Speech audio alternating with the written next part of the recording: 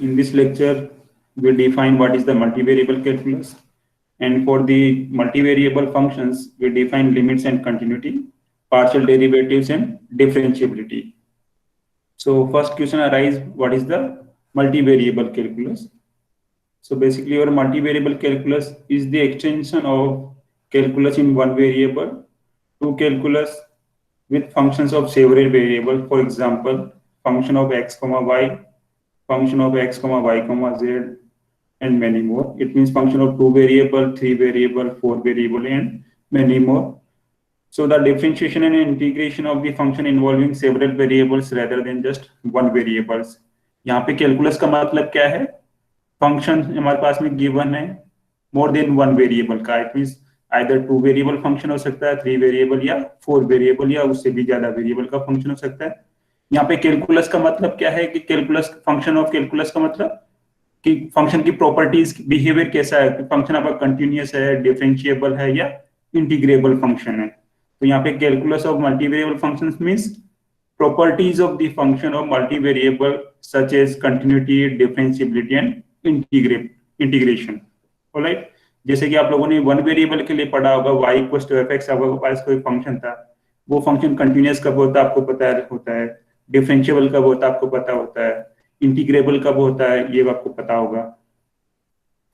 भाई कोई y equals to fx किसी point x equals to a पे कंटिन्यूअस है, इसका मतलब क्या है आपका, कोई बताएगा आपने से? Left hand sir, left hand limit और राइट हैंड लिमिट सेम होगी उस पॉइंट पर, और आपकी फंक्शन की वैल्यू के बराबर होगा वो. Yes sir. उस पॉइंट के ऊपर. इट मींस आपकी limit of the function at x equals to a equals to value of the function at that point x equals to a, then you can say your function fx is continuous at x equals to a. Yes और no? Yes sir. Yes sir. Differentiability का भी मतलब आपको पता है कि कोई भी फंक्शन dy बाई dx की फॉर्म में कब होगा, जब आपका वो कुछ लिमिट निकालेंगे आप, तो वहां पे वो लिमिट एग्जिस्ट करनी चाहिए आपकी, ना. ठीक है. एंड सिमिलरली आप इंटीग्रेशन भी ट्राई कर सकते हैं ना. सो यहाँ पे हमारे पास में फंक्शन वन वेरिएबल का ना हो के मोर देन वन वेरिएबल है, आइदर 2 वेरिएबल और 3 variable. Right. So first we define some basic definitions for the function of 2 variables. The first definition comes interior point. A point x naught comma y naught in a region R in the xy plane is an interior point of R if it is in the center of a disk of positive radius that lies entirely in R. It means आपके पास में कोई xy plane के अंदर कोई point given है x naught comma y naught. ये x naught comma y naught ये इस रीजन R का कोई इंटीरियर पॉइंट होगा यदि हम x नोट y नोट के ऊपर एक डिस्क का बनाते हैं ना, जो जिसका सेंटर क्या है x note comma y note. It means हम एक सर्किल ड्रॉ करते हैं जिसका सेंटर कितना है x note comma y note है और जिसकी radius simply suppose epsilon radius का सर्किल है. और यदि वो कंप्लीट सर्किल उस रीजन R के अंदर लाई करता है तो हम कहेंगे कि हमारा पॉइंट कौन सा बनेगा, इंटीरियर पॉइंट बनेगा. Right. Second definition is boundary point. A point x naught comma y naught is a boundary point of R if every disk centered at x naught comma y naught contains points that lie outside of R as well as points that lie in R. It means suppose आपके पास में कोई circle है, circle के ऊपर आपने कोई point ले लिया x naught comma y naught. अब इस x naught comma y naught को सेंटर मानते हो आप स्मॉल रेडियस का एक सर्किल ड्रॉ करते हैं. अब उस सर्किल के अंदर हमारे पास में जो हमारे पास में जो आर हम सपोज है उसके इंटीरियर पॉइंट्स भी मिलेंगे और उसके एक्सटीरियर पॉइंट्स भी मिलेंगे. तो इट मींस हमारे पास जो सर्किल की जो बाउंड्री के ऊपर जो पॉइंट है उसको हम बोलते हैं बाउंड्री पॉइंट, जो कि क्या करेगा उस डोमेन के interior point as well as exterior points को कंटेन करता है. Next one is a region is closed if it contains all its boundary points. It means कोई भी रीजन आपका क्लोज होगा जब ये सारे के सारे बाउंड पॉइंट्स को कंटेन करता है. सो इन तीनों डेफिनेशन को ग्राफिकली हम ऐसे समझ सकते हैं. So first one is interior point. ये हमारे पास में जो शेडेड रीजन है, हमारे पास कोई रीजन आर गिवन है, इसके अंदर हमारे पास कोई point x naught comma y naught है.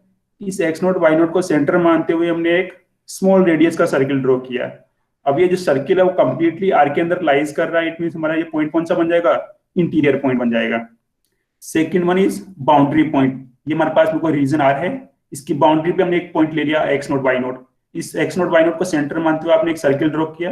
अब आप देख रहे हैं इस सर्किल के अंदर जो पॉइंट्स है वो इस रीजन R के कुछ इंटीरियर पॉइंट और इस रीजन के R के बाहर वाले पॉइंट पे लाइज कर रहे हैं। तो इस पॉइंट को बोलते हैं boundary point of the function f x y in the region. यहाँ पे रीजन क्या है, यूनिट सर्किल है एक तरह से, और हमारे पास यूनिट सर्किल की जो बाउंड्री है ये सारे पॉइंट्स कौन से पॉइंट्स बन जाएंगे, इसके बाउंड्री पॉइंट्स बन जाएंगे, और हमारा रीजन कौन सा बन जाएगा, क्लोज रीजन बन जाएगा। सो दिस इंटीरियर कौन से पॉइंट्स बन जाएंगे, इसके बाउंड्री पॉइंट्स बन जाएंगे, और हमारा रीजन कौन सा बन जाएगा, क्लोज रीजन बन जाएगा। So this is interior points, boundary points of a unit disc. कोई डाउट है इसमें बताइए, interior point, boundary point of a unit disc. Sir last वाला बाउंड्री पॉइंट है यूनिट डिस्क। यूनिट डिस्क का मतलब आपकी इक्वेशन क्या है, x square plus y square is less than equal to 1। आपको यूनिट डिस्क का ग्राफ तो पता होगा पहले, Yes, सर्किल, आपकी जो सर्किल की इक्वेशन है x square plus y square equal to 1, इसका मतलब क्या है कि आपके जो पॉइंट्स है वो उसकी बाउंड्री के ऊपर लाई करते हैं ना।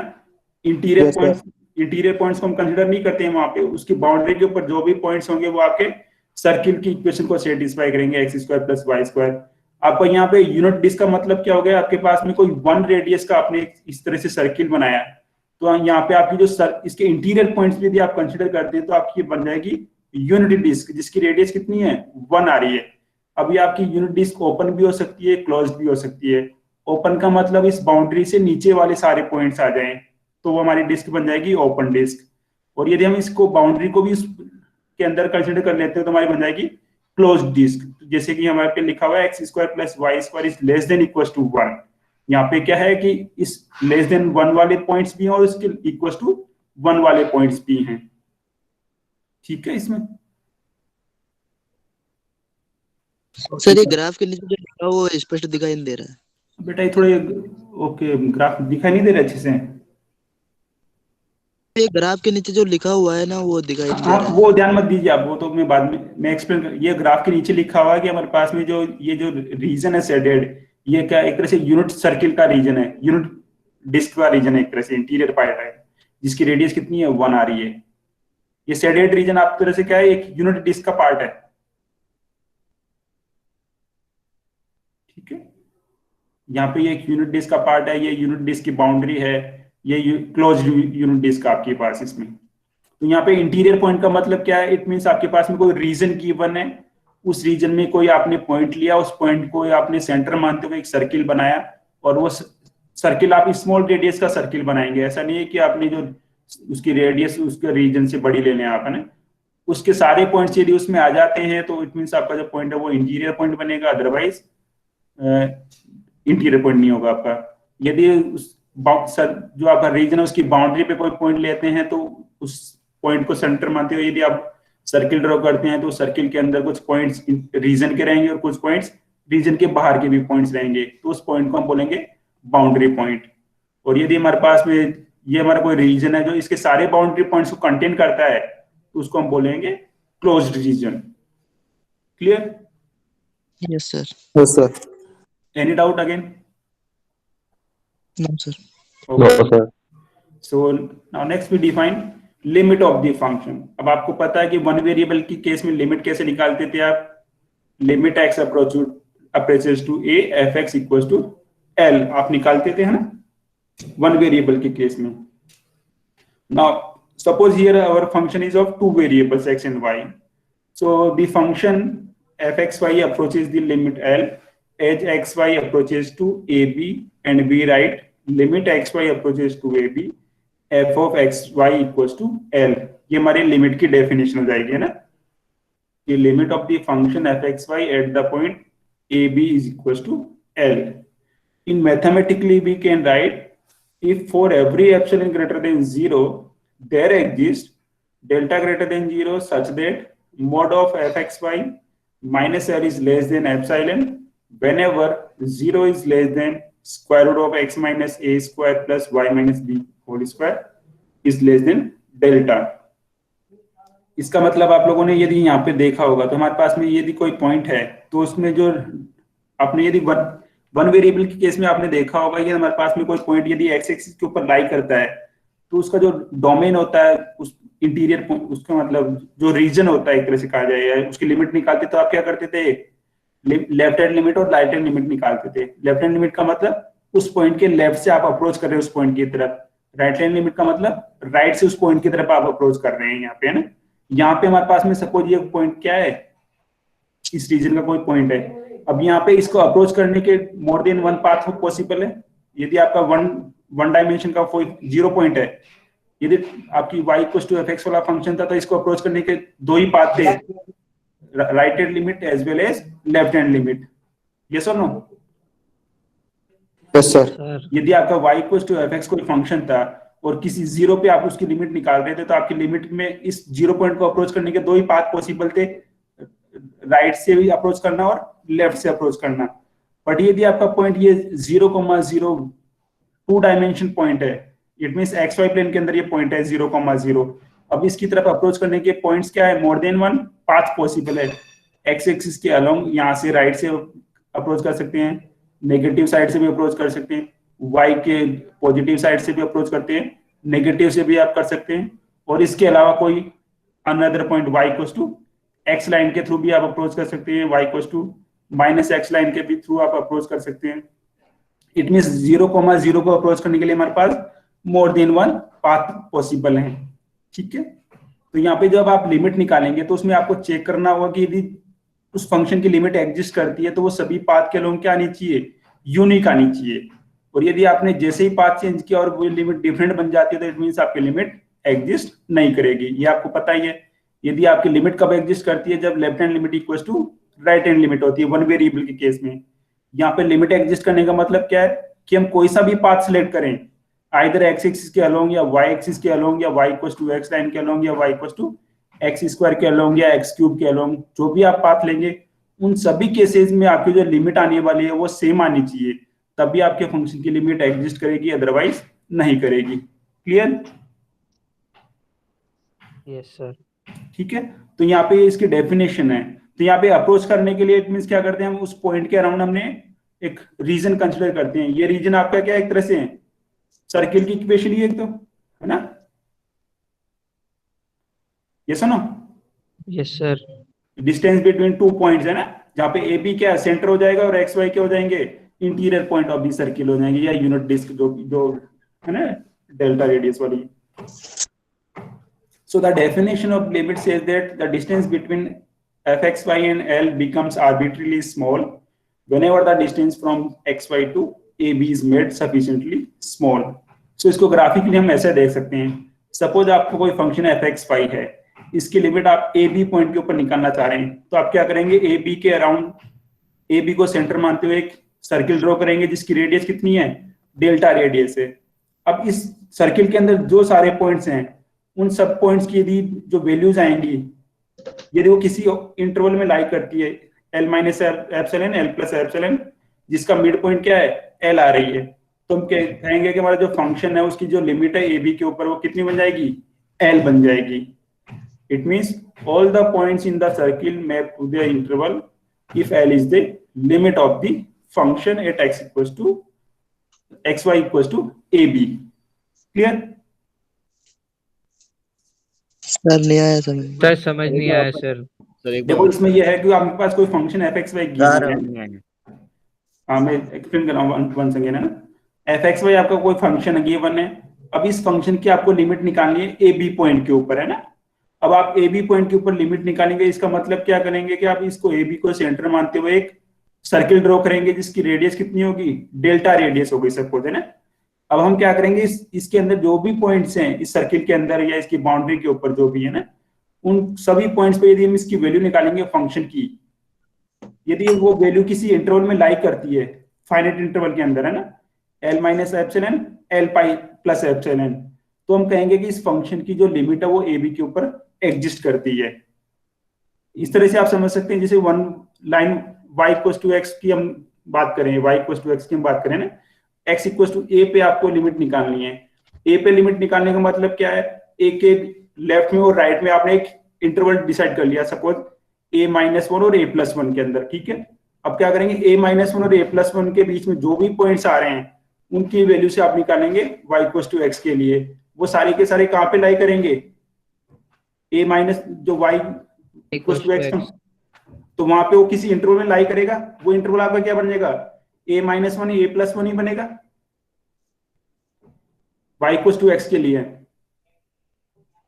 x पॉइंट्स आपके किस में लाई कर रहे हैं, देखो यहाँ पे है ना, x equal to a point हो गया ना आपका, वन वेरिएबल की बात करें हम, x इक्वल टू ए पे आपको लिमिट निकालनी है, तो अब आपने क्या करेंगे, यहाँ पे एक इंटरवल लेंगे जिसकी यहाँ पे यह a माइनस वन और a प्लस वन है ना।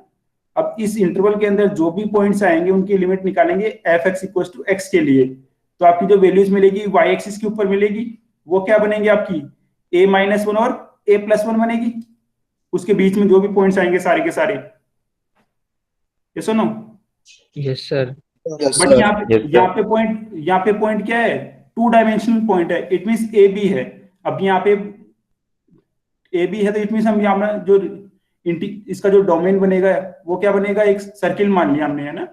अब इस सर्किल के अंदर जो भी पॉइंट्स आ रहे हैं उस पॉइंट्स की यदि वैल्यूज आप निकालेंगे एफ एक्स वाई के लिए, वो किसी इंटरवल में लाई करनी चाहिए, और वो इंटरवल में लाई करती है, इट मींस आपका फंक्शन की लिमिट ए बी के अंदर ए बी के ऊपर लाई कर रही है। इट मींस इस तरह से कह सकते हैं आपको जो फंक्शन का बिहेवियर है अराउंड ए बी वो क्या है, कंटिन्यूअस है और कोई जंप नहीं आ रहा उसके अंदर। किसी फंक्शन की लिमिट निकालने का मतलब क्या है कि उसका जो फंक्शन का बिहेवियर है उस पॉइंट के अराउंड वो कैसा होना चाहिए, कंटिन्यूअस होना चाहिए, एक तरह से जंप नहीं होना चाहिए, कि ऐसा नहीं होना चाहिए कि एक पॉइंट उस पॉइंट के लेफ्ट में आपकी इसकी फंक्शन की वैल्यू डिफरेंट हो और राइट में कुछ वैल्यू डिफरेंट हो जाए आपकी, ये सुनो। फॉर एग्जाम्पल आप इसमें देखें, limit of the function x square plus two y at the point one comma one equal to three, इसमें कोई दिक्कत ही नहीं आएगी, आपको निकाल सकते हैं ये। आपके पास में फंक्शन कितना गिवन है, x square plus two y given है, न्यूमरेटर फंक्शन है, सिंपल सा पॉलिनोमियल है। अब इसमें कोई फर्क नहीं पड़ता है बिकॉज यहाँ पे कोई डिसकंटिन्यूटी पॉइंट आपको दिख नहीं रहा, तो इसकी जो लिमिट मिलेगी वो कितनी मिल रही है आपको, 3 मिलेगी या नहीं मिलेगी। Yes sir. x की वैल्यू 1 को अप्रोच कर रही है, y की वैल्यू भी 1 को अप्रोच कर रही है, तो आपका जो फंक्शन है x square plus two y, इसकी लिमिट कितनी बन जाएगी, 3। अब आपके पास में ये वाला एग्जांपल देखिए, सेकंड वाला, limit x y approaches to 0,0 for the function x y upon square root of x square plus y square equal to 0। अब इसमें ऐसे सोचेंगे आप, देखो हमारे पास में इट मींस ये पॉइंट है, सपोज आपका 0,0 है, इस पर आपको लिमिट निकालनी है। अब इस 0,0 पर अप्रोच करने के हमारे पास में डिफरेंट पाथ हैं, along the positive x axis, negative x axis, positive y axis, negative y axis, along the line y equal to x, along the line y equal to mx मान लीजिए आप, है ना, with slope m, along the parabola जो भी है। तो यदि हम यहाँ पे चेक करें y इक्वल टू mx की हम बात करें, if you put y equal to mx यहाँ पे, है ना, y equal to mx put करते तो आपका क्या बन जाएगा, mx square upon square root of x square plus m square x square, yes और नो। Yes sir. तो ऊपर न्यूमरेटर में कितना बन जाएगा, mx upon square root of 1 plus mx square. एक बार वापस समझाना। देखो यहाँ पे यदि आपने पाथ लिया y equal to mx limit निकालने के लिए, है ना, y equal to mx path लिया आपने, इट मींस कोई भी लाइन जो ओरिजिन से पास होती है जिसका स्लोप कितना है, m है ना, तो y इक्वल टू mx यहाँ पे पुट कर दीजिए आप। इसको सिंप्लीफाई करेंगे तो आपको क्या मिलेगा, mx upon square root of 1 plus m square मिलेगा कि नहीं मिलेगा। Yes sir, yes. अब आप जब आपकी Yes, लिमिट क्या है, x अप्रोचेस टू 0 है और न्यूमरेटर में आपके पास में क्या है, 0 मिल रहा है आपको, तो आपकी लिमिट क्या बन जाएगी, 0 बनेगी कि नहीं बनेगी। Yes sir. अब ये तो हमारी बात हो गई y इक्वल टू mx के लिए। अब y along the x axis की आप बात कर लीजिए, अलोंग दी एक्सिस यदि आप निकालते हैं तो y की वैल्यू क्या बनती है, यहाँ पे 0 बनती है। यदि आप x axis, hello, yes sir. यदि आप एक्स, ये आवाज मेरी वापस रिपीट कैसे हो रही है,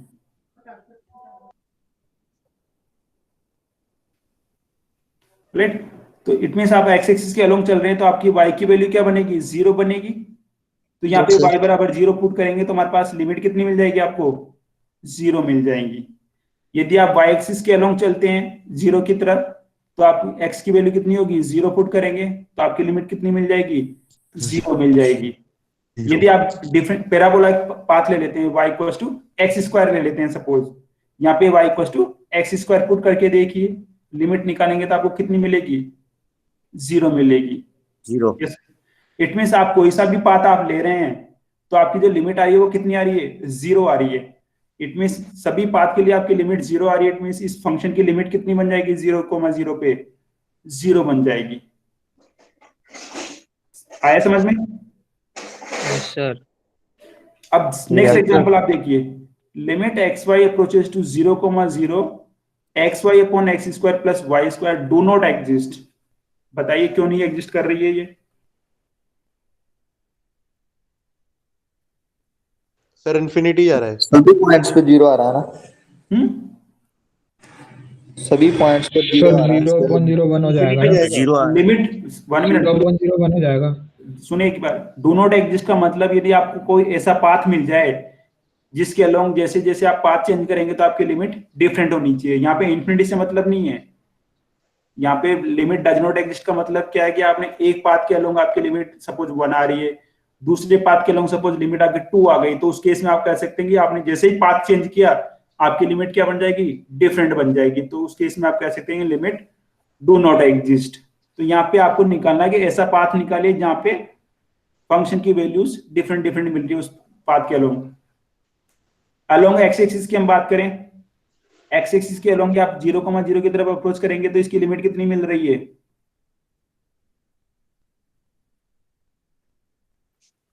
जीरो। जीरो सर मिलेगी। समझ में नहीं आया सर।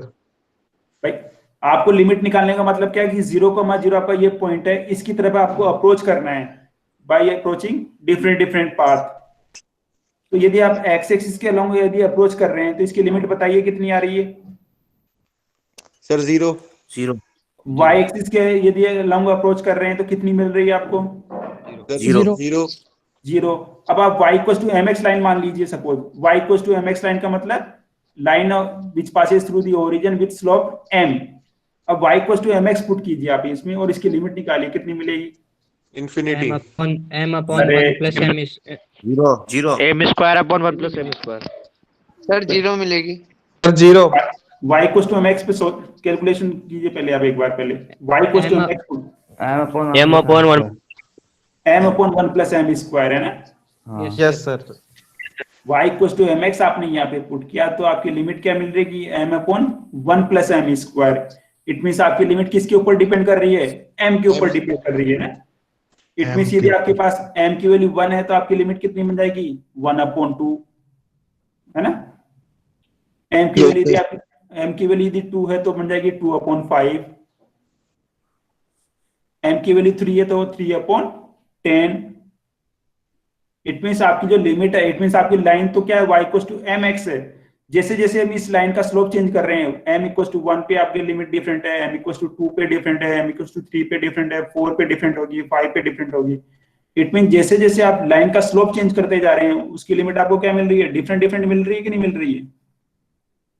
Yes sir. तो इट मींस आपकी लिमिट डिफरेंट पाथ के लोग डिफरेंट बन रही है। तो क्या कह सकते हैं, आपकी लिमिट एग्जिस्ट करेगी या नहीं करेगी, नहीं करेगी। Does not exist. समझ में आया, डज नॉट एग्जिस्ट का मतलब जैसे ही आपने पाथ चेंज किया आपकी लिमिट डिफरेंट बन जाती है। एग्जिस्ट का मतलब आप कोई सा भी पाथ लीजिए उस पॉइंट की तरफ अप्रोच करने के लिए तो आपकी हमेशा क्या होनी चाहिए, यूनिक वैल्यू आनी चाहिए। सर पर पाथ पता कैसे चलेगा कि अपन कौन सा पाथ सेलेक्ट करें? भाई आपको पता है 0,0 से कौन कौन से पाथ जा सकते हैं, ग्राफ से तो पता चल ही रहा है ना, 0,0 से। Yes sir. भाई जो पॉइंट है उससे पास होने वाले पाथ तो आप निकाल सकते हैं। भाई एक्स वाई प्लेन की तो बात कर रहे हैं हम, अब एक्स वाई प्लेन में तो आप निकाल ही सकते हैं कौन से पॉइंट्स पास, कौन से कर्व पास होंगे उस पॉइंट से। तो फिर पहले वाले में तो एक्स पर भी डिपेंड करा था और एम पर भी डिपेंड करा था, फिर कैसे करा था अपन ने? कहाँ पे, कौन सी वाली, इसमें? Yes sir. बताइए कहाँ पे डिपेंड कर रहा है सर इसका m x upon 1 plus m square का रूट। हाँ, पर उसकी लिमिट पे तो लगानी है आपको, limit x approaches to 0। After simplification कितना आ रहा है, 0 आ रहा है कि नहीं आ रहा है? यहाँ पे आफ्टर आ रहा है सर। सिंप्लीफिकेशन कितना मिल रहा है? m upon 1 plus m square मिल रहा है यहाँ पे। यस सर ठीक, मिल रहा है? आंसर मिल गया आपको अपना? मिल गया। ठीक है, कंटिन्यू आगे नेक्स्ट चलें। Yes sir. Okay, then next one is continuity. Now a function fxy is continuous at the point x naught comma y naught if f is defined at x naught comma y naught, limit at x naught comma y naught exists, and limit of the function fxy at x naught comma y naught equals to function value at x naught comma y naught. यही definition होती है continuity की, limit equals to function value at that point. Yes और no? One variable के case में भी यही definition आपकी कंटिन्यूटी की। Yes sir. Yes sir. यहाँ पे y की वैल्यू 0 पुट कर देंगे तो इट मींस आपका वन वेरिएबल में कन्वर्ट हो रहा है ये ना, तो इट मींस आपका ये कोई फंक्शन कंटिन्यूअस होगा, ये वाली कंडीशन सेटिस्फाई हो। It means limit of the function at that point x naught comma y naught equals to function value at that point x naught comma y naught, then we can say that your function fxy is continuous. Mathematically you can say mod of fxy minus f of x naught comma y naught is less than epsilon whenever 0 is less than square root of x minus x naught square plus y minus y naught square is less than delta. For example, this one. Sir Yes. Sir second वाला case समझा दीजिए आप एक बार। किसका? Second वाला case. हाँ sir इसमें। हाँ भाई, आपका फंक्शन किसी पॉइंट पे कंटिन्यूअस का मतलब क्या है कि फंक्शन उस पॉइंट पे पहले तो डिफाइन होना चाहिए। इट मींस कोई उसकी फाइनाइट वैल्यू होनी चाहिए, 0/0 की फॉर्म नहीं होनी चाहिए और इन्फिनिटी भी नहीं होनी चाहिए ना। दूसरा है कि उस पॉइंट के ऊपर उस फंक्शन की लिमिट भी एग्जिस्ट करनी चाहिए। और थर्ड पॉइंट है कि उस लिमिट की जो वैल्यू आ रही है वो फंक्शन की वैल्यू के बराबर होनी चाहिए, तभी आपका फंक्शन क्या बनेगा? कंटिन्यूअस बनेगा। क्लियर? Okay sir. ठीक है, तो now example is show that the function fxy equals to sin inverse x plus 2y upon tan inverse 2x plus y for xy not equals to 0, 0 and it is 1 upon 2 for xy equals to 0, 0 is continuous at 0, 0। ये आपको show करना है। अब आपको पता यहाँ पे function के अंदर गिवन है कि आपका जो फंक्शन है वो 0, 0 पे कितनी वैल्यू गिवन है? 1 upon 2 है। इट मींस आपका फंक्शन तो डिफाइंड आपका यहाँ पे है ना, कोई दिक्कत ही नहीं है। अब आपको क्या निकालनी है? इसकी लिमिट निकालनी है फंक्शन की एट द पॉइंट 0, 0। ठीक है, तो अब इसके लिए हमने क्या किया? सपोज यहाँ पे देख, आप प्रॉब्लम से दिख रहा है यहाँ पे x plus 2y upon 2x plus sorry यहाँ पे 4y होना चाहिए, है ना। आप यहाँ पे करेक्ट कर देना। आपकी जो प्रॉब्लम है वो बनाएगा sine inverse of x plus 2y upon tan inverse of 2x plus 4y होना चाहिए यहाँ पे। So for the time being assume that this y is 4y, है ना। मैं इसमें करेक्ट कर दूंगा बाद में। So let x plus 2y equals to t, therefore t approaches to 0 as xy approaches to 0, 0 because आपका पॉइंट क्या है? 0, 0। यदि आपने ये ट्रांसफॉर्मेशन यूज कर लिया, यहाँ पे x भी अप्रोचेस टू 0 और y भी अप्रोचेस टू 0, तो t किसको अप्रोच करेगा? 0 को अप्रोच करेगा। So therefore limit of xy approaches to 0, 0 fxy equals to limit of t approaches to 0 sin inverse t upon tan inverse 2t। yes or no? यहाँ पे x plus 2y की जगह आपने t assume कर लिया है और यहाँ पे Yes, कितना है? sir. 2x Yes, plus sir. 4y है। Yes sir. अब आपको पता है कि यदि हम इसमें sin inverse t upon t की लिमिट कितनी बनेगी? t अप्रोचेस टू 0 में 1 बनती है और tan inverse t upon tan inverse t upon t की लिमिट भी कितनी बनती है? 1 बनती है। तो इसको हमने क्या किया? अपॉन t से यहाँ पे डिवाइड कर दिया और t से मल्टीप्लाई कर दिया, 2t से डिवाइड कर दिया और 2t से इसको मल्टीप्लाई कर दिया। तो ये वाली लिमिट कितनी बन जाएगी आपके पास में? 1 बन जाएगी और ये वाली लिमिट कितनी बन जाएगी? 1 upon 2 हो जाएगी। So limit of the function fxy is equals to 1 upon 2 which is equals to function value at 0, 0। It means your function is continuous at the point 0, 0। yes or no? Yes. तो continuity निकालने के लिए last वाली step समझ नहीं आई। देखो ये वाला है लास्ट ना, वाला समझ नहीं। लास्ट वाली नीचे एकदम वाला लास्ट वाली सर। ये वाली। हाँ ये आपको पता होगा sine inverse x upon x की लिमिट कितनी बनती है व्हेन एक्स अप्रोचेस टू 0? 1 बनती है। इंफिनिटी है 1 1 इंफिनिटी 1 सर 1 बनती है सर। बनती है 1 बनती है। 1 तो हमने इसको इस तरह से किया कि इसको sine inverse x upon x की फॉर्म बना दिया और इसको tan inverse 2x upon 2x की फॉर्म बना दिया इसको, है ना, यस सर। जिससे डिवाइड किया उसी नंबर से हमने इसको मल्टीप्लाई भी कर दिया। इसको x से डिवाइड t से डिवाइड किया तो इसको t से मल्टीप्लाई कर दिया, इसको 2t से डिवाइड किया तो इसको हमने 2t से मल्टीप्लाई कर दिया। Yes sir. ठीक है, तो इसकी लिमिट कितनी मिल रही है आपको 1/2, जो किसके बराबर है, फंक्शन की वैल्यू के बराबर है उस पॉइंट के ऊपर 0,0 पे। ठीक है, yes sir so yes sir. कोई डाउट यहाँ तक? No sir now next one is partial derivatives. कुछ आइडिया पार्शियल डेरिवेटिव्स का आपको? नो सर जिसमें एक ही को मतलब डेरिवेशन करते हैं, दूसरे को डेरिवेशन नहीं करते, मतलब एक को पकड़ के कांस्टेंट मान के सर दूसरे को सर ओके, डिफरेंशिएशन करें सर। इट मींस आपका पार्शियल डेरिवेटिव कब एग्जिस्ट करेंगे, जब कोई भी फंक्शन आपके उसमें मोर देन वन इंडिपेंडेंट वेरिएबल हो जाए। भाई अपने डेरिवेटिव किसके रेस्पेक्ट में निकालते हैं, इंडिपेंडेंट वेरिएबल के रेस्पेक्ट में निकालते हैं, है ना। जैसे y इक्वल्स टू fx आपका फंक्शन है, तो यहाँ पे x क्या बनेगा आपका, इंडिपेंडेंट वेरिएबल बनेगा, और y क्या बनेगा, डिपेंडेंट वेरिएबल बनेगा। तो आपके पार्शियल डेरिवेटिव कब एग्जिस्ट करेंगे, when your function has more than one independent variables. First of all, एक से ज्यादा इंडिपेंडेंट वेरिएबल हो तब आपके डेरिवेटिव कौन से बनेंगे, पार्शियल डेरिवेटिव्स बनेंगे, right. So the derivative of a function of several variables with respect to one of the independent variable, keeping all other variable as a constant, is called the partial derivative of the function with respect to that variable. ठीक है, जैसे कि हम मान लें z is the function of x and y, तो यहाँ पे जो z है वो x और y का फंक्शन है। x और y आपस में क्या है, इंडिपेंडेंट है। इंडिपेंडेंट का मतलब उन दोनों के बीच में कोई रिलेशन नहीं है। तो जो z हमारे पास में उसका x और y के रेस्पेक्ट में जो डेरिवेटिव बनेंगे वो क्या बनेंगे, पार्शियल डेरिवेटिव्स बनेंगे, और उसको हम रिप्रेजेंट करेंगे del z upon del x and del z upon del y से, है ना। So the partial derivative of the function fxy with respect to x at the point x0, y0 is defined by this one. Limit h approaches to 0, f of x0 plus h, y0 minus f of x0, y0 upon h, provided the limit exists.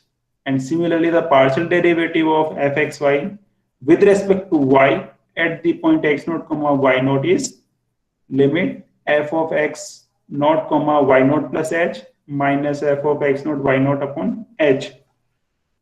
आपको ये वाली definition याद है, one variable case में क्या बनती थी, right hand derivative sir. हाँ, राइट हैंड डेरिवेटिव। सर इसमें लेफ्ट हैंड डेरिवेटिव भी तो बन सकता है। कहाँ पे? जैसे सर ये आपने do f by do x की वैल्यू लिमिट की टर्म्स में लिखी है, f of x naught plus, जब आप partial derivative with respect to x निकाल रहे हैं वाई नॉट को कांस्टेंट मानते हुए सर, तो इसमें ये तो आर एच डी की डेफिनेशन है। अब इसमें अपन एल एच डी की, हाँ हो सकती है ना, तो एक तो अपन दोनों चेक करना पड़ेगा ना सर, डिफरेंशियल चेक करना, दोनों की जरूरत नहीं है इसमें। अच्छा, एक ही कोई सी भी निकाल दो। हाँ, अपन राइट की बात करेंगे अपन इसमें। Okay sir. सर लेकिन डेरिवेटिव निकालने से पहले कंटिन्यूटी चेक करनी पड़ेगी ना, तभी तो डेरिवेटिव आएगा उसका। नो, यहाँ पे डिफरेंट कॉन्सेप्ट है। यहाँ पे कोई फंक्शन यहाँ पे यदि मोर देन वन वेरिएबल का है, वो कंटिन्यूअस नहीं है, बट उसका पार्शियल डेरिवेटिव एग्जिस्ट कर सकते हैं। ये हम आगे शो करेंगे इसके अंदर। वन वेरिएबल में आपको पता होगा आपका फंक्शन का डिफरेंशिएबल तभी होगा जब वो आपका फंक्शन क्या हो, कंटिन्यूअस हो। बट यहाँ पे मल्टी वेरिएबल में क्या हो सकता है, आपका फंक्शन कंटिन्यूअस नहीं है बट उसके पार्शियल डेरिवेटिव एग्जिस्ट कर सकते हैं। ठीक है, ये वन वेरिएबल से डिफरेंट कॉन्सेप्ट है यहाँ पे, है ना। Okay sir. ठीक है, तो यहाँ पे हमको कंटिन्यूटी चेक करने की जरूरत नहीं है इसके पार्शियल डेरिवेटिव्स निकालने के लिए। क्लियर? Okay sir. ठीक है, तो यदि हम एफ एक्स वाई का एक्स के रेस्पेक्ट में पार्शियल डेरिवेटिव निकाले तो हम क्या करेंगे, वाई नोट की वैल्यू उसमें पुट कर देंगे पहले, फिक्स जो भी है ना। तो यहाँ पे वाई नोट आप देख रहे हैं फिक्स है, वाई नोट वेरिएशन किसके अंदर हो रहा है, एक्स के अंदर हो रहा है। यहाँ पे एक्स नोट प्लस एच, यहाँ पे एक्स नोट अपॉन एच। जब y के रेस्पेक्ट में पार्शियल डेरिवेटिव निकाल रहे हैं तो वेरिएशन किस में होगा, y के अंदर होगा, x नॉट आपका फिक्स हो जाएगा। ठीक है, तो आपको ये डेफिनेशन लर्न करनी है डायरेक्टली, और कुछ नहीं करना इसमें। For example find the values of del f upon del x and del f upon del y for the following functions: fxy equals to x square plus y square plus x and fxy equals to 2y upon y plus cos x। तो जब आप fx निकालने जाएंगे तो y अब क्या होगा, constant होगा, है ना। तो जब पार्शियल डेरिवेटिव्स आप निकालते हैं, जिस वेरिएबल के रेस्पेक्ट में निकाल रहे हैं, तो उसको अदर वेरिएबल को हम क्या मान लेते हैं, कांस्टेंट मान लेते हैं। ठीक है, तो यहाँ पे इसका x के रेस्पेक्ट में डेरिवेटिव क्या बन जाएगा, 2x + 1, और इसी का y के रेस्पेक्ट में डेरिवेटिव कितना बन जाएगा, 2y। ये सुनो, यस सर। यहाँ पे ये फंक्शन है, इसका x के रेस्पेक्ट में डेरिवेटिव निकालिए, कितना मिलेगा आपको, ये मिल रहा है कि कुछ डिफरेंट मिलेगा।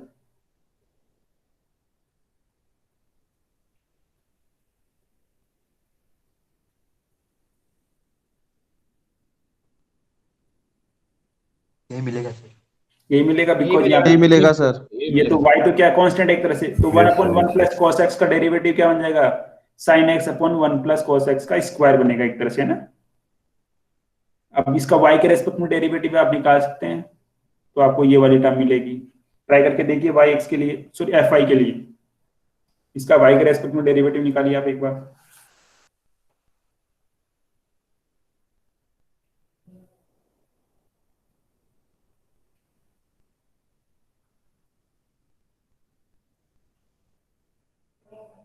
यही मिल रही है सर। ट्राई किया या देख के बता रहे हो? ट्राई किया है सर। अच्छा, okay then, good.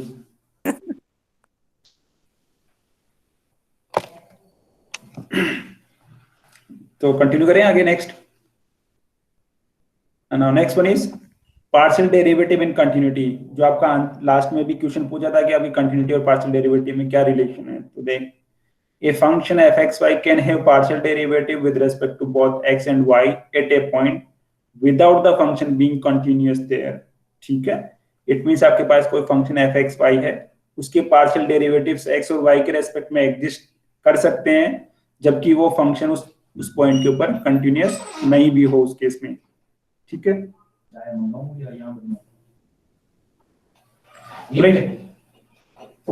so it means a function fxy can have partial derivative with respect to both x and y at a point without the function being continuous there. This is a different from functions of a single variable where the existence of derivative implies continuity। ठीक है, it means यहाँ पे ये one variable के case से different हो गया यहाँ पे। it means आपका फंक्शन यदि डिफरेंशिएबल है तो वो कंटिन्यूस होना चाहिए, बट यहाँ पे ऐसा नहीं है। यहाँ पे फंक्शन के पार्शियल डेरिवेटिव एग्जिस्ट कर सकते हैं, जबकि आपका फंक्शन कंटिन्यूस नहीं भी हो उस केस में भी। ठीक है, if the partial derivative of fxy exists and are continuous throughout a disk centered at x0, y0, then f is continuous at x0, y0। it means आपको कोई फंक्शन fxy है, उसके पार्शियल डेरिवेटिव एग्जिस्ट भी करते हैं और साथ में कंटिन्यूस भी हैं, तो उस केस में आप कह सकते हैं कि आपका जो फंक्शन है वो इस पॉइंट xy पे कंटिन्यूस होगा। इट मींस आपको कंटिन्यूटी चेक करने का एक डिफरेंट मेथड भी आपको यहाँ से मिल रहा है, थर्ड पॉइंट से। यदि आपको चेक करना है कि आपका फंक्शन fxy पे कंटिन्यूस है या नहीं है, तो आपको क्या चेक करना होगा कि इस फंक्शन के पार्शियल डेरिवेटिव एग्जिस्ट कर रहे हैं फर्स्ट ऑफ ऑल उस पॉइंट के ऊपर, और जो डेरिवेटिव्स आपको मिल रहे हैं वो कंटिन्यूस है या नहीं है। तो उस केस में आप कह सकते हैं आपका फंक्शन क्या होगा, कंटिन्यूस होगा eight the point x0, y0। तीनों पॉइंट्स में कहीं कोई डाउट हो तो बताएं आप लोग। इनको हम वन बाय वन अभी एग्जांपल भी ट्राई करेंगे इनके।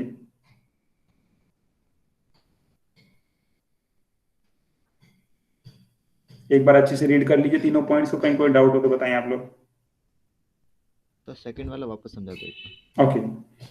Now this is a different from the function of a single variable where the existence of derivative implies continuity। यदि आपने वन वेरिएबल का पता है कोई फंक्शन y = fx वो डिफरेंशिएबल है, तो इसका मतलब क्या वो कंटिन्यूस भी होगा? yes or no? If y = fx is differentiable at x = a, it means your function fx is continuous at x = a। yes or no? Yes, sir. Yes sir. But यहाँ पे ऐसा जरूरी नहीं है कि आपको कोई फंक्शन एफ एक्स वाई ऐसा हो सकता है जिसके डेरिवेटिव तो एग्जिस्ट कर रहे हैं उस पॉइंट के ऊपर, बहुत बट वो फंक्शन क्या है उस पॉइंट के ऊपर कंटिन्यूस नहीं है।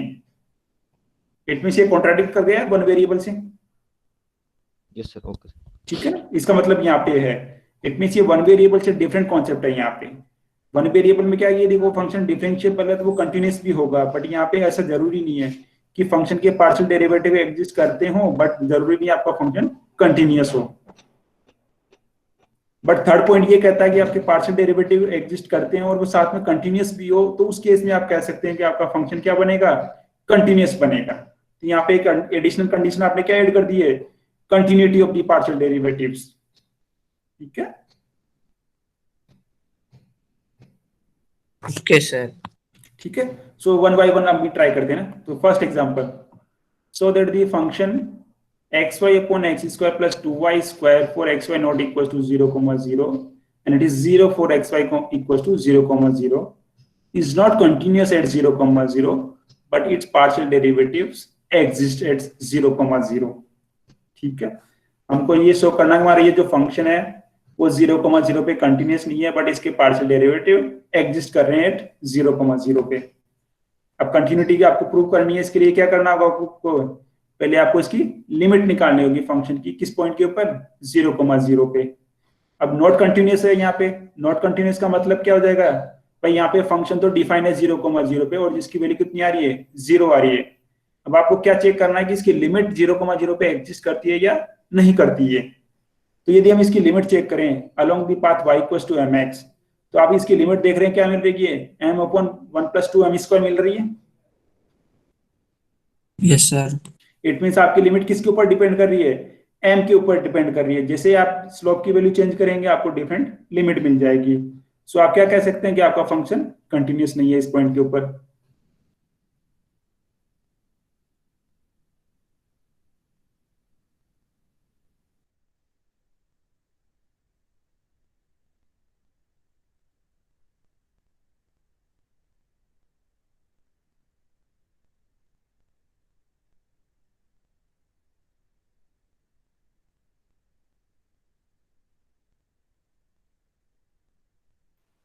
सर आवाज नहीं आ रही। स्टॉप हो गया।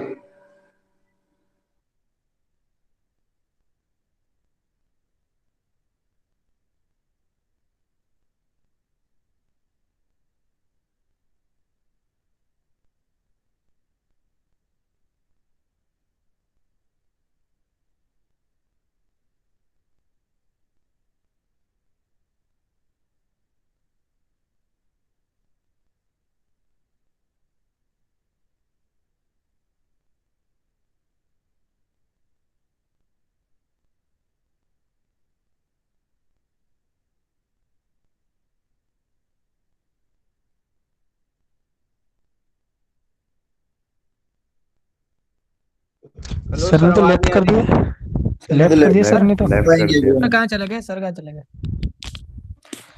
छुट्टी है, चलो चलो, क्लास छोड़ दी सर ने। अच्छा तुम शुरुआत कर दो। भाई रिकॉर्ड हो रहा है, रिकॉर्ड हो रहा है, ध्यान में रखना। हेलो सर, कहाँ गए? नेटवर्क इशू होगा।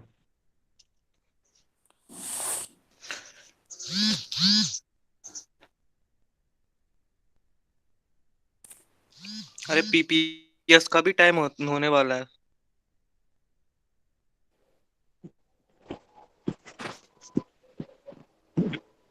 नेट चला गया है पूरा यार। भाई तो बड़ा वाला पैसा लगाया करना। अरे यार 2 GB मिलता है वो भी चला जाता है।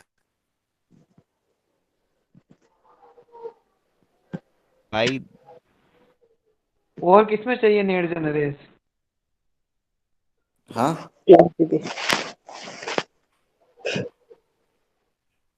अरे क्लास की वजह से यार नेट भी नहीं चलाता, इंस्टा भी डिलीट कर दिया यार। 10 रुपए वाला वो लेस वाला चिप्स आता है, वो ला और उसे उसे रैपर पे जो कोड लिखा होता है वो एयरटेल पे लगा, एजीबी मिल जाएगा तेरे को। वो सिर्फ 3 बार ही डला सकते हैं। यार नहीं यार, लेकिन तू भी यार, वो क्या क्लासेस चलती है ना, उसमें नेट ज्यादा जाता है यार। भाई तुम वेब सीरीज देखते हो तब तो जाता नहीं है तुम्हारा नेट, ये देखते हो तो गाइस जाता है। अरे वाईफाई लगवा ले, वाईफाई लगवा ले। और अरे नहीं भाई, कुछ नहीं चलाता। अब भाई व्हाट्सएप, वो इंस्टा भी सर डिलीट आ कर दिया, गए। उसमें वो अरे एक वीडियो। अरे अरे सर कनेक्टिविटी लॉस्ट हो गई थी, है ना, तो स्लाइड विजिबल तो होंगी नहीं आपको अभी। अभी सर विजिबल है? नहीं सर। अब देखो। No sir, no no sir. Sir. अरे अब देख। यस सर, हो देखो। गया Yes, sir. ये वाले सर। ओके देन, कहीं यहाँ पे था। Yes sir. हाँ, तो इसमें कोई डाउट है तो बताइए। कोई डाउट है इसमें? No sir, continue. Continue then. Okay, it means first part ये में क्लियर आप करते हैं। क्या करें? सर आप लेते ये नेटवर्क लॉस हो गया था सर, ये पूरा नहीं समझा था।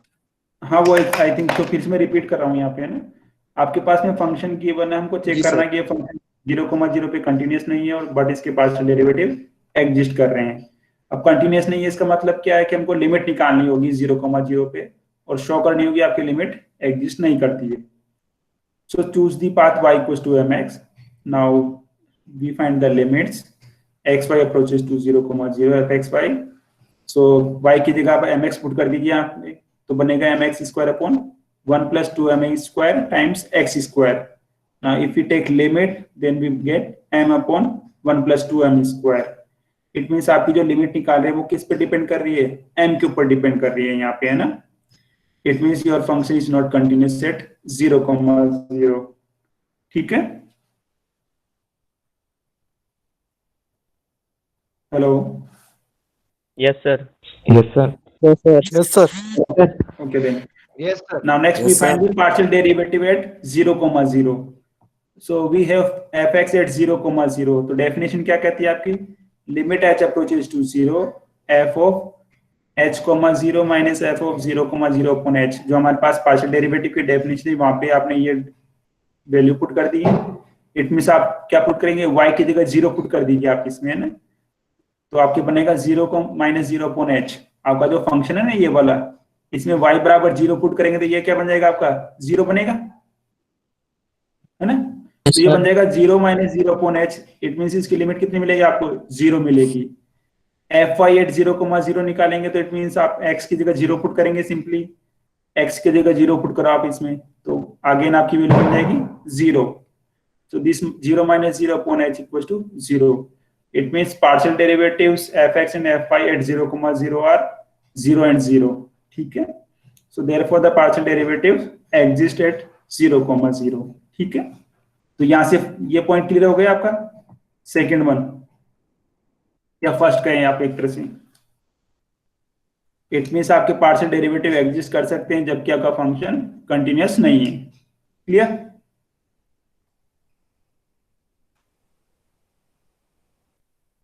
Say yes or no. Yes sir. Yes sir. Okay then. Now next example, the function fxy equals to x square plus y square upon mod of x plus mod of y for xy not equals to 0,0. It is 0 for xy equals to 0. Show that this function is continuous at 0, 0, but its partial derivative fx and fy do not exist at 0,0. ये आप लोगों को try करना है, note कर लीजिए आप इसको.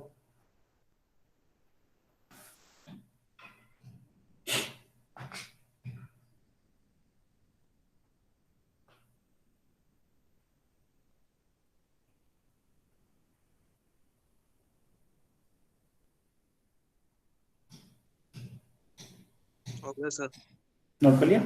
तो आपको इस प्रॉब्लम के अंदर शो करना है आपका फंक्शन तो कंटिन्यूअस है बट इसके पार्शियल डेरिवेटिव एग्जिस्ट नहीं करते हैं उस 0,0 के ऊपर. ठीक है, ये शो करना आपको इसमें. Now next one is differentiability of the function.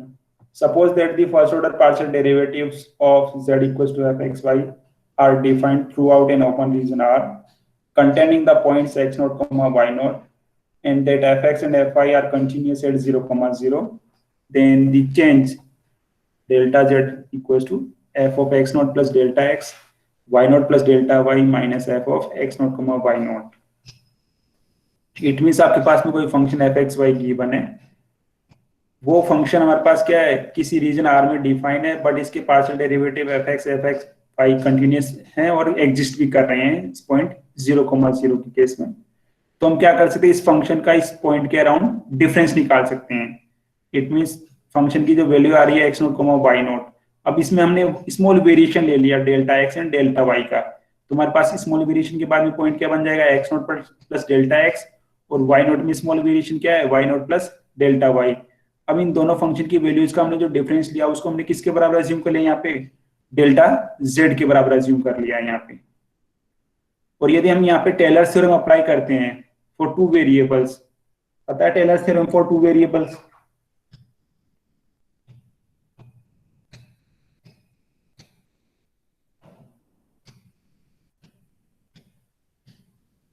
Hello yes sir. हाँ, अब बोला करो, यस और नो बोल दिया करो, मुझे उससे आइडिया रहेगा कि नेटवर्क कनेक्टिविटी प्रॉपर चल रही है, अदरवाइज मुझे लगता है कि नेटवर्क। Yes sir. ठीक है, यस और नो बोल दिया करो timely.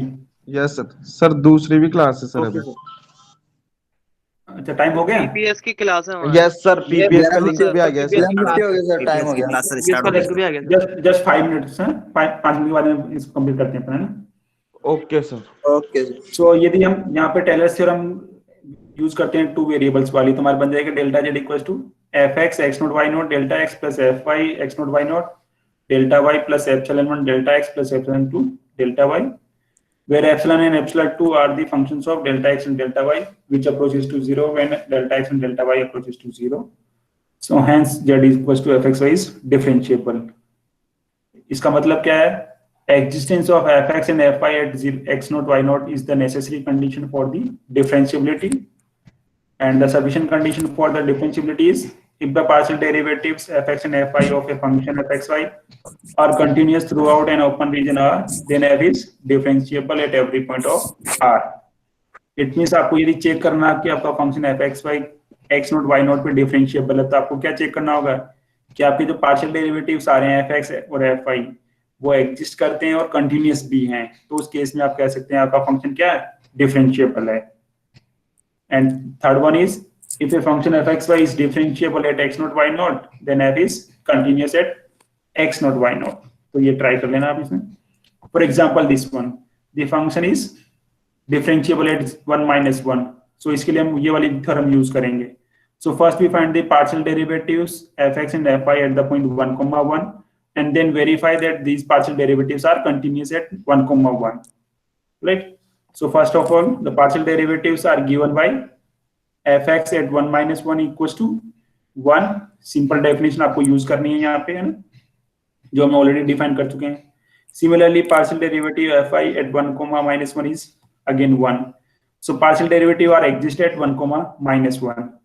Next we prove that these therefore the partial derivative exists at 1 minus 1. Now we check whether partial derivatives are continuous or not. So for this now we have fx equals to this one, and fx x y equals to 1 at xy equals to 1 minus 1. Now limit of this partial derivative fx at 1 minus 1 is equals to 1, which is equals to function value at 1, minus 1. So the partial derivative fx is continuous at the point 1 minus 1, and similarly you can verify that fy at 1 minus 1 is also continuous. So hence f is differentiable. ठीक है, thank you. Thank you sir. Thank you sir. Thank you sir. Thank you sir. Thank you sir. Thank you sir.